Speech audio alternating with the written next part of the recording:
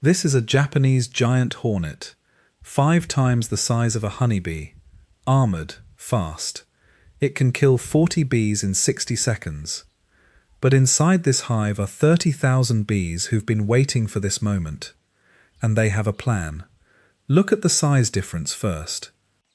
A single Japanese giant hornet, Vespa mandarinia, can measure up to 2 inches long. Its mandibles are strong enough to decapitate a honeybee in a single bite. Its stinger delivers a dose of venom large enough and painful enough that it's been described by researchers as one of the most potent among social wasps. Giant hornets don't hunt bees for food alone. They hunt them to feed their own colony's larvae, and a single scout hornet, working alone, is capable of killing dozens of bees per minute once it starts.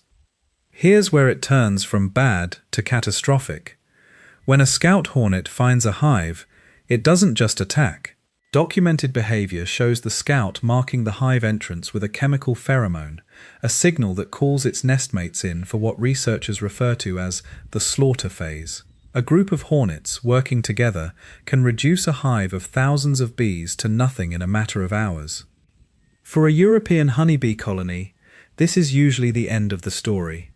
So when a lone scout lands at the entrance of a Japanese honeybee hive, every normal rule of this fight says the bees are already finished. But this species has been living alongside these hornets for a very long time. And evolution had time to work. Here's the twist. Japanese honeybees don't sting the hornet. Stinging doesn't work. The hornet's exoskeleton is too thick for a bee's stinger to do any real damage. So they don't fight it like a bee at all. The moment a hornet enters the hive, scouts spread the alert. Researchers have documented worker bees rushing the intruder from every direction, and within seconds, more than 500 bees can completely engulf a single hornet in a dense, writhing sphere. This is called a hot defensive bee ball. Inside that ball, the bees begin vibrating their flight muscles, the same muscles that power flight, now used purely to generate heat. And the temperature climbs. 40 degrees Celsius, 42, 44. It settles at around 46 degrees Celsius, about 115 degrees Fahrenheit.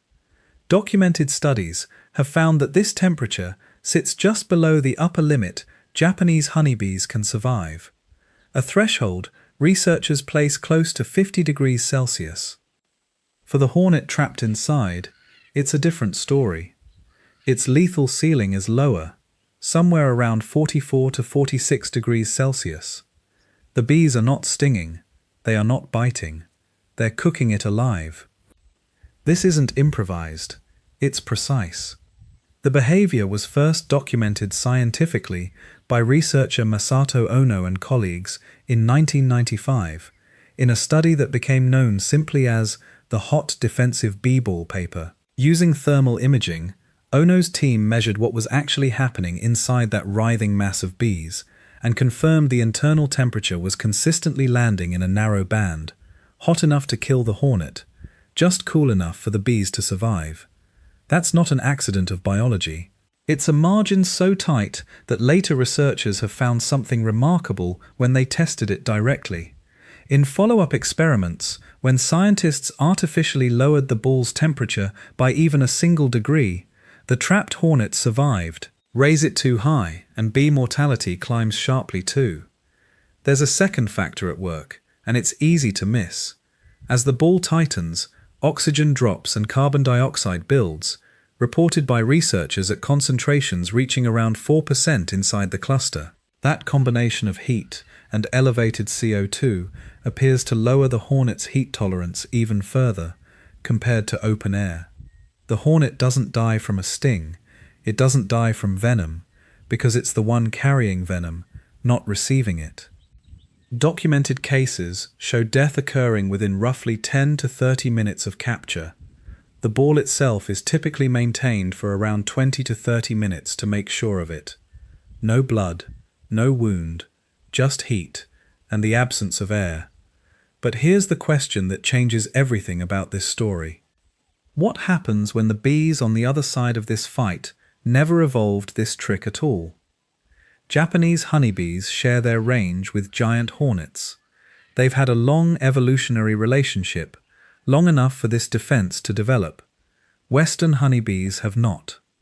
Researchers studying colonies of Apis mellifera, the common honeybee kept across Europe and North America, have documented these bees forming bee balls too, when confronted with the same hornet, but without the same thermal precision. The temperatures they generate run lower, and the hornet-killing success rate is documented as far lower as a result. The consequence is stark.